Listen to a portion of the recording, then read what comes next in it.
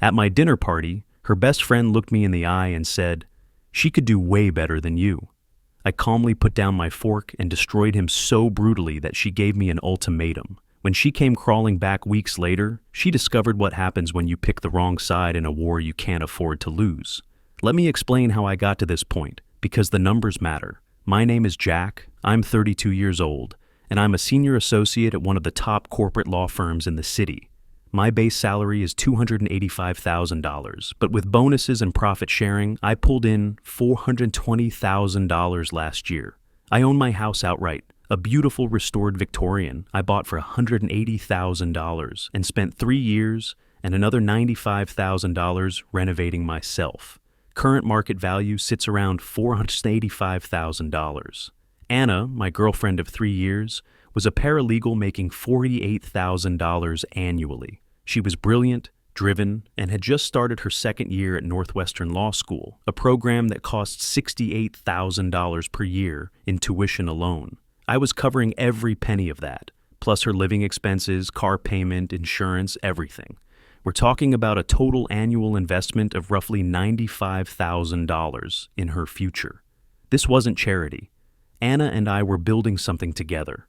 I saw her potential, her fire, her intelligence. She was going to graduate, join a top firm, and we'd be a power couple. I was investing in the woman I planned to marry, not just supporting a girlfriend, but there was this constant irritant in our relationship. Leo Martinez, her best friend from college.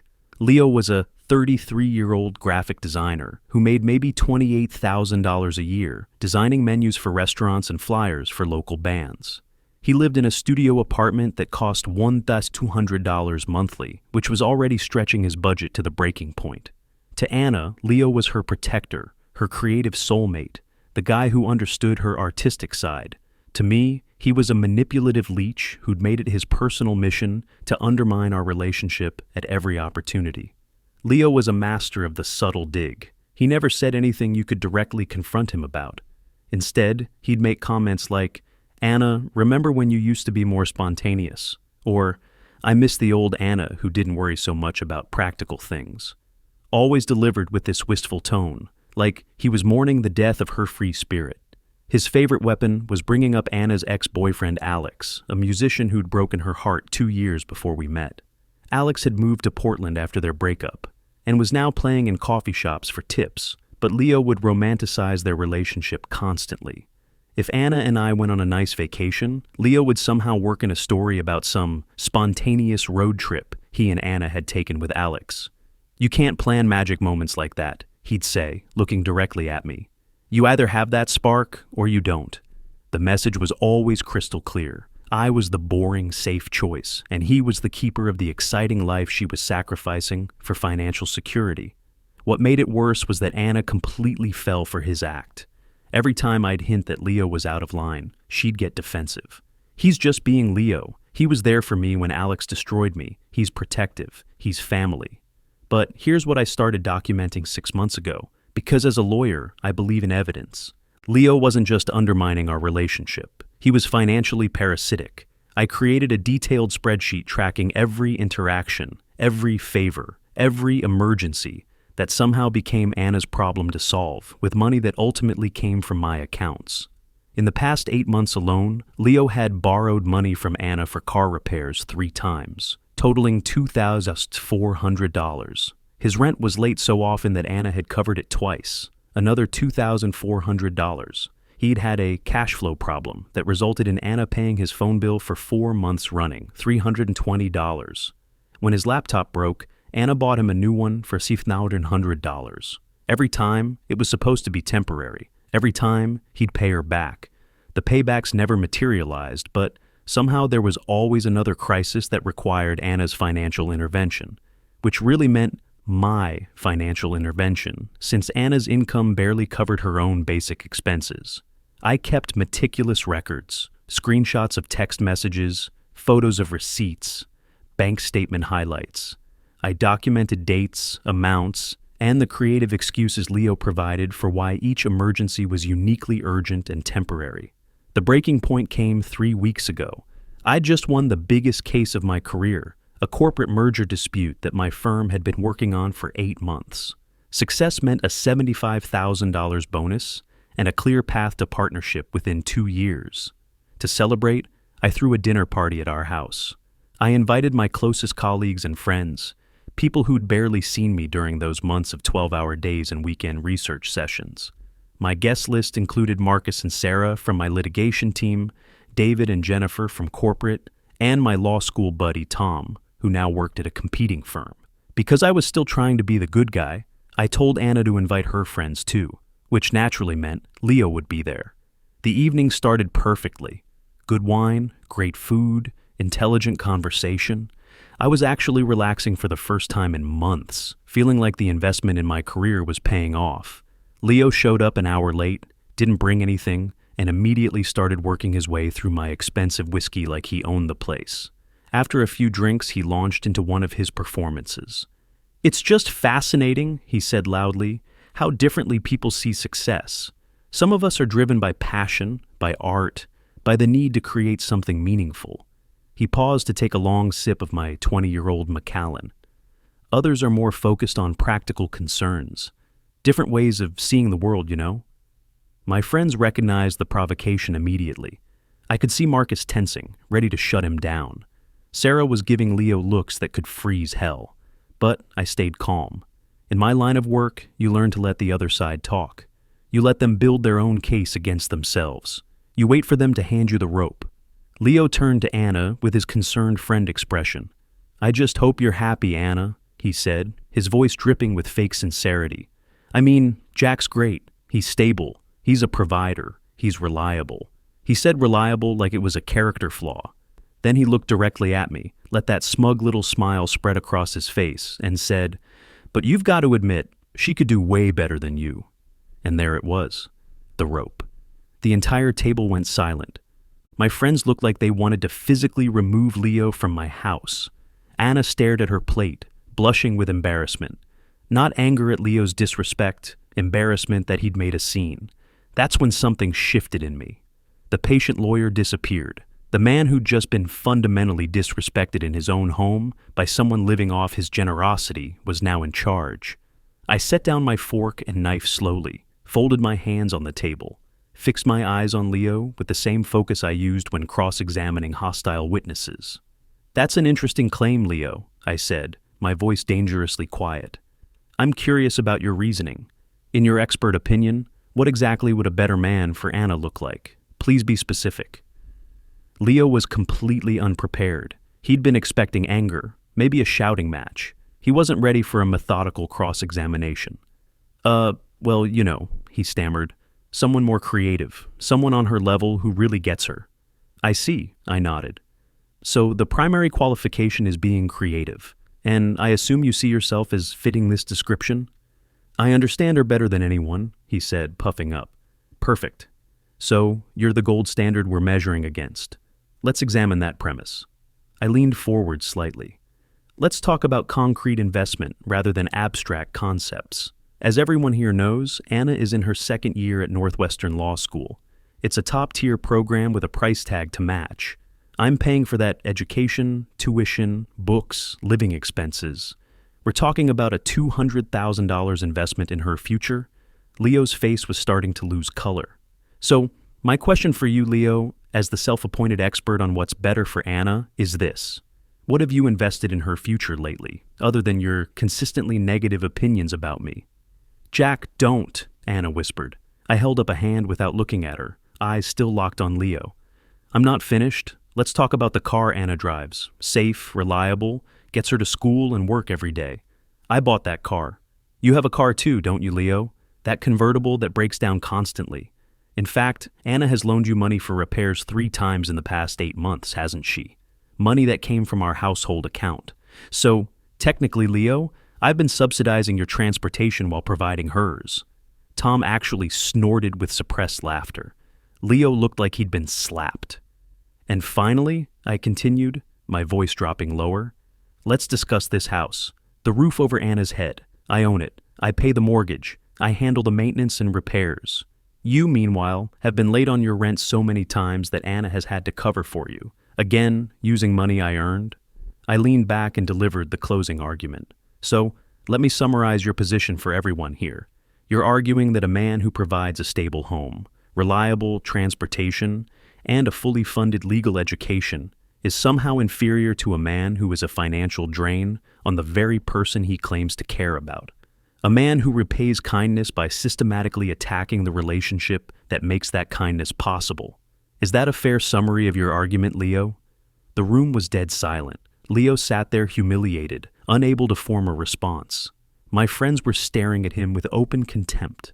I looked at Anna, expecting to see relief, maybe gratitude that someone had finally called out Leo's behavior with facts instead of emotion. Instead, I saw fury, pure, white-hot rage directed entirely at me. She shot up from her chair, trembling. "I cannot believe you just did that. You humiliated him in front of everyone." "He humiliated himself," I replied calmly. "I just presented the evidence." "Apologize to him," she demanded, her voice shaking with anger. "Right now. Apologize to my best friend for what you just did, or we are over." And there it was, the ultimatum. The final piece of evidence I needed. She was standing next to the wreckage of a man who'd just been exposed as a manipulative parasite, and she was defending him. She was choosing him over me. I didn't get angry, I didn't yell, I just smiled, a small, sad, and completely final smile. I stood up, picked up my wine glass, and walked into the kitchen without saying another word. The love I'd had for Anna didn't just die in that moment. It was executed. The aftermath was swift. Anna and Leo left together within minutes, her face flushed with righteous indignation, his pale with humiliation. My friends stayed another hour, offering support and expressing their disgust at Leo's behavior. Marcus said what everyone was thinking. "You dodged a bullet, man. If she can't see what that guy really is, she's not the woman you thought she was." Anna moved in with Leo that night, I'm sure believing she was making some grand romantic gesture. In her mind, she'd thrown down the gauntlet. She was waiting for me to come crawling back, to apologize, to beg for forgiveness. She had no idea that I'd simply accepted her terms. For 2 weeks, I went completely dark. No calls, no texts, no responses to the mutual friends she sent to plead her case. Sarah from work mentioned that Anna had tried calling the office, but I'd instructed my assistant to take messages only. Instead of chasing her, I got to work. First, I spent a weekend methodically packing every single thing Anna owned. Clothes, books, personal items, everything. I wasn't angry. This was just the practical settling of a dissolved partnership. When I finished, I stacked the boxes in the spare room, changed all the locks, and reset the security system codes. Then I made the necessary phone calls. The first was to Dean Williams at Northwestern Law School. I'd built a good relationship with the administration through my alumni contributions and guest lectures. I explained that due to permanent changes in my personal circumstances, the private scholarship fund I'd established for Anna's education was being dissolved, effective immediately. The spring semester tuition payment that was due in 3 weeks would not be forthcoming. The second call was to Margaret Chen, the managing partner at my firm. I'd pulled significant strings to secure Anna a coveted summer internship position, the kind that typically leads to full-time offers after graduation. I explained that an irreconcilable conflict of interest had emerged, and the internship offer needed to be rescinded immediately. These weren't revenge moves. They were the logical consequences of the contract Anna had terminated at that dinner party. My support for her future had been based on our partnership. She'd chosen to end that partnership in the most definitive way possible. I also called my financial advisor, Robert Kim, to discuss restructuring my investments now that I'd be keeping the $95,000 annually that had been going toward Anna's expenses. He recommended increasing my retirement contributions and suggested looking into real estate investment opportunities. Exactly 2 weeks after the dinner, Anna showed up at my door. I watched her on the security camera, fumbling with her key, confusion turning to anger when it didn't work. She finally rang the bell. I opened the door, but left the security chain engaged. She looked terrible, exhausted, desperate, nothing like the righteous fury she'd radiated that night. "Jack, we need to talk," she said. "No, Anna, we don't," I replied calmly. "You made your choice. The conversation ended 2 weeks ago." "You can't throw away 3 years over one fight," she pleaded. I was angry. I wasn't thinking clearly. "It wasn't a fight," I corrected. "It was a moment of truth. You were given a clear choice between your partner and the man who'd been systematically undermining our relationship. You chose him. You demanded I apologize to him. That choice has consequences. I could see panic setting in as she realized I wasn't budging. But everything we planned, she stammered. Law school, the internship, our future together. Yes, about that, I said, letting the silence stretch. Your spring tuition is due next week, isn't it? I hope you and Leo have that $34,000 ready, because my investment in your education has been terminated. Her face went white. What? And the summer internship at my firm, I continued. That offer has been rescinded. The firm takes conflicts of interest very seriously. She actually stumbled backward, hand flying to her mouth.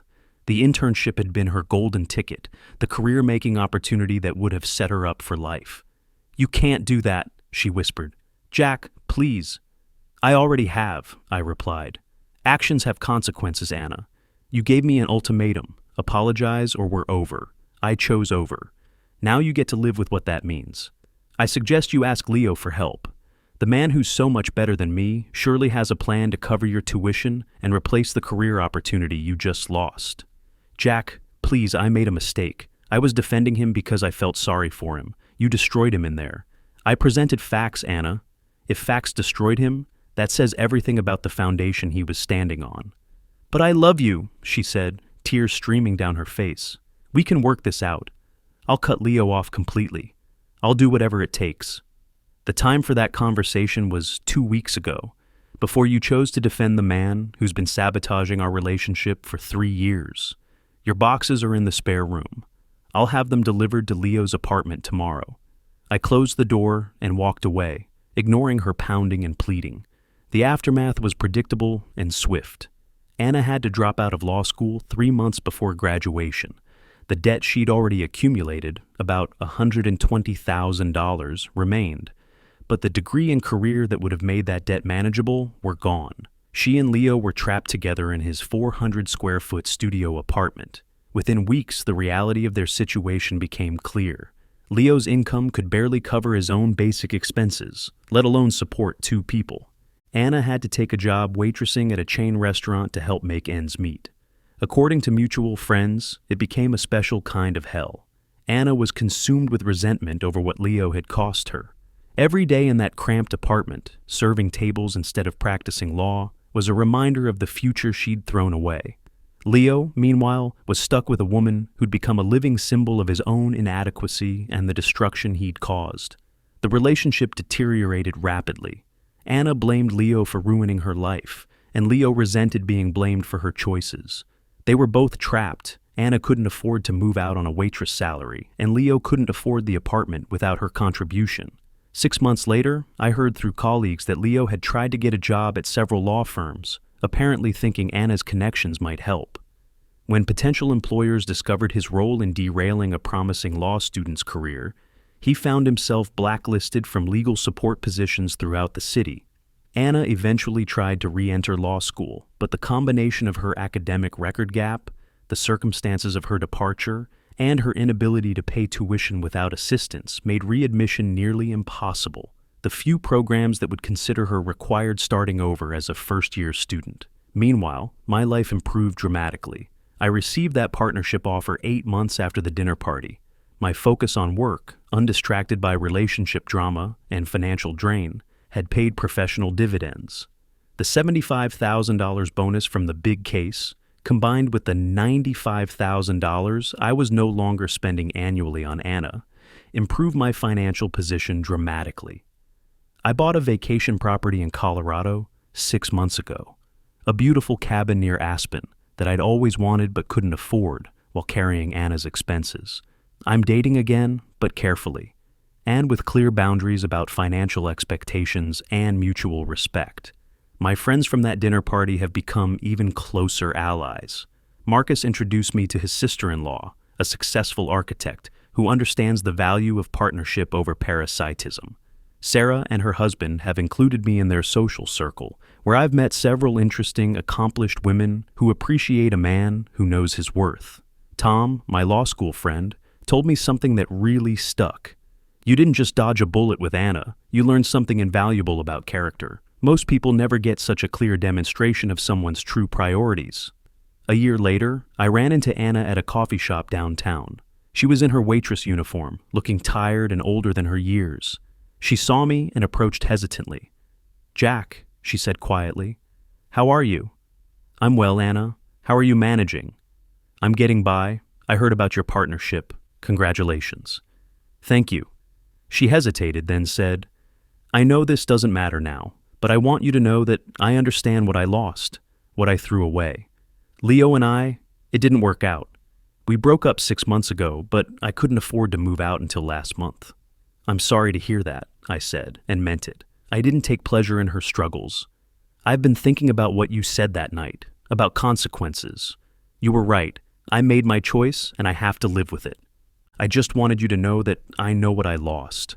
I appreciate that, Anna. I hope things improve for you." "They won't," she said with a sad smile. "Not the way they could have, but that's on me." We parted ways, and I haven't seen her since. I heard through mutual acquaintances that she eventually found work as a legal secretary at a small firm. Not the career she'd dreamed of, but better than waitressing. Leo moved back in with his parents after their breakup and is apparently working at a print shop. The lesson here is simple but crucial. Document everything, know your worth, and never let anyone make you apologize for defending yourself with facts. When someone forces you to choose between your self-respect and their comfort, always choose self-respect. The people who truly care about you will never put you in that position. Leo handed me the rope that night at dinner, but the real revelation was Anna's response to my using it. She showed me exactly who she was and where her loyalties lay. I didn't destroy our relationship, I simply stopped pretending it was something it wasn't. Sometimes the most loving thing you can do for yourself is let people face the natural consequences of their choices. Anna chose Leo over partnership, drama over stability, emotion over evidence. She got exactly what she chose, and I got exactly what I deserved. A life free from people who would rather attack my character than acknowledge reality.